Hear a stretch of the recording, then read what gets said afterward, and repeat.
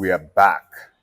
Hello, guys. Welcome back to the Test Drive channel where we talk all about cars. Today, we are at Toyota Hoodmeade. We're going to be looking at the legendary, the Toyota Land Cruiser 70 Series. Guys, this vehicle has proved itself over and over again. We are talking of the Army, the Safari, wherever it calls for toughness, the Toyota Land Cruiser 70 Series has been there and it has proved itself. The toughest terrains in Africa and beyond, this vehicle has conquered. So don't miss this.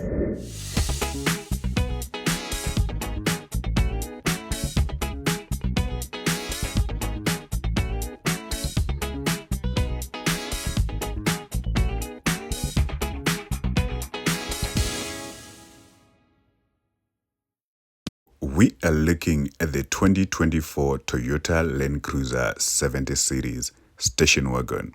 Yep, you heard that right, 2024. I know, the vehicle looks like a vehicle from the 1980s. If you look at the back, the front, yeah, it has got that retro look. But as for me, I think this is so good. They did a few changes here and there. Over the years, they've been doing a few tweaks on the vehicle. But on this one, they went back for that retro look. And I'm sure a whole lot of other people out there, they love it. If you think this vehicle looks so retro, wait until you see the interior. We're going to talk about the front, the back, the interior. We're going to talk about the suspension, those huge tires, the engine capacity, and all that. So stay tuned. But first things first, let's talk about the front. When I'm talking about this vehicle, you hear me saying I like this a lot because generally the Toyota Land Cruiser is my kind of vehicle. This is my dream vehicle, guys. I love it. So the indicators, they put the indicators on the sides. If you look at the Mercedes-Benz G-Wagon, you see almost the same kind of indicators, but on top. On the Land Cruiser, they decided to put them on the side. And the lights, the round lights. When they were doing tweaks here and there on the Land Cruiser in the past, they made the lights kind of square. But on this one, they decided to go retro and put back the round lights. And I think they are perfect. The grill, the simplicity, I just like it. The Toyota badging and all that, it's so cool. I think you can see that this vehicle is quite simple, and it's also because one, they just want it to be simple, and some people like me, we just prefer it this way. And also this vehicle is meant for you to change it to the way you like you look at the bumper, it's a plastic bumper, but you can change it to a steel bumper. Obviously, if you're going to be off-roading and all that, you're probably going to put a steel bumper. So this is just one of those things that you can change on the vehicle. Coming to the side of the vehicle, we can see the usual Toyota Land Cruiser badge. We can also see the 16-inch alloy wheels. This is just like a reminder that we are actually not in the 1980s. We are in 2024, so we put some alloy wheels for you.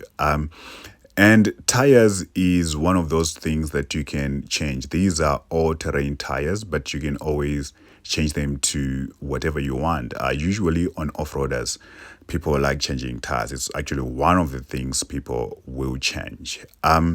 We can also see that small indicator and those door handles. Guys, when last did you see those door handles?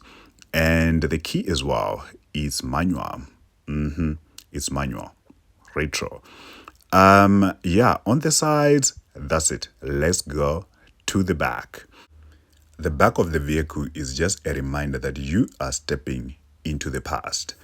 The lights, the Toyota wood drive badging, the tire at the back, and we like it right there, just as usual. The opening of the doors, the split doors, I still think that is the coolest thing on the Land Cruiser. We hope they'll keep it that way. Then let's step into the boot. As you're opening the boot, you can actually tell that this is quite vintage stuff, and you can see the panels, and I must say the panels are also quite thin. You see the same thing with the doors as well in front, that they are quite thin. As you can expect, the boot is quite huge. With the back seats up, we are talking of 832 liters of boot space, and with the seats down, it becomes just above 1,400 liters of boot space. That is enough. That is ample space. If you're traveling a long distance with the kids and all that, all the stuff can fit in the boot. And also those people that does overlanding and all, they like putting a whole lot of stuff in the boot, or actually convert the boot into something else like storage space and all that. And yeah, they'll be able to do that with this big boot. As you open the door, you realize that Toyota were like, guys, we've got one job only, to do the bare minimum. Toyota. Guys, if you are those people that look for luxury and all that, just stay away from this vehicle. It's not for you.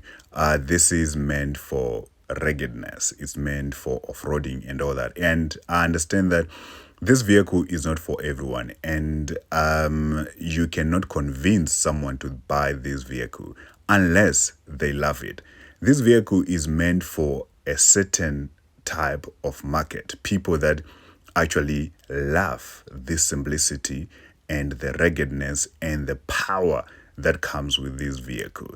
So this might not be for you, but for some people, this is thumbs up. Yeah. So Toyota did the bare minimum. Let's start with the seats, guys. As you look at the seats, you can see that they are quite thin. The cushioning is very thin, so comfortability is questionable. You can't even talk of the seats being aerated, heated. No, not in this vehicle. And to think that this vehicle is actually meant for long distances and all that, you'd expect the seats to be comfortable if you're traveling a long distance, but they are not. And the vehicle suspension also doesn't help either, because it's meant to be rugged, it's meant to be tough, it's meant to be durable. And for that, thumbs up. But when it comes to the vehicle being comfortable when you're driving, it's not so comfortable, because the suspension doesn't cater for that, and also the seats, they are quite thin. Coming to the steering, steering multifunctional for who? On this steering, there are no buttons. If you wanna do anything, if you wanna control anything, you have to reach out for the buttons somewhere else, not on the steering. But I understand this is the basic version. On the other versions, the steerings are multifunctional. I must say I like these aircon controls. They remind me of my own Toyota that is like 1998. I love the vehicle. So these aircon controls, I think they are quite cool. Then storage. Yeah, bare minimum. There's nothing much here in terms of storage, guys. You can even see the cup holder there. It was like an afterthought. They're like, oh, okay, we didn't put a cup holder. Boom, let's put it there. Yeah, but there's so much space, but storage, yeah, nothing much. The only reminder on this dashboard that this is actually a 2024 vehicle is this small screen. Yeah, who needs infotainment anyway? Yeah, the screen is very small, and I think it's fine for this vehicle. It's not meant to be luxurious and all.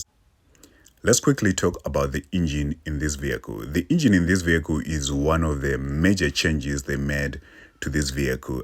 It has a 2.8 GD6 engine, the same engine that you'd find in some of the Toyota Hiluxes. I think this was really a good move, because as you know, these days fuel is costing more and more every day. So a smaller engine that is just as powerful, I think it was a good move. In terms of power, we are talking of 150 kilowatts, of which the previous engine, that is the V8, it had 151, so it's almost the same.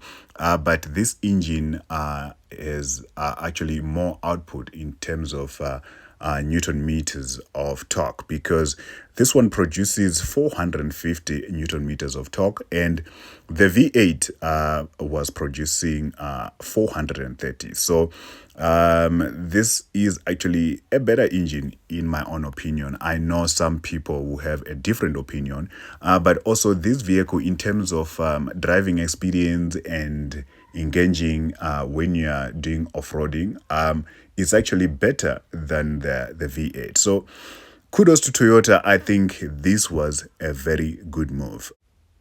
The towing capacity is 3.5 tons and fuel consumption is 9.6 liter per 100.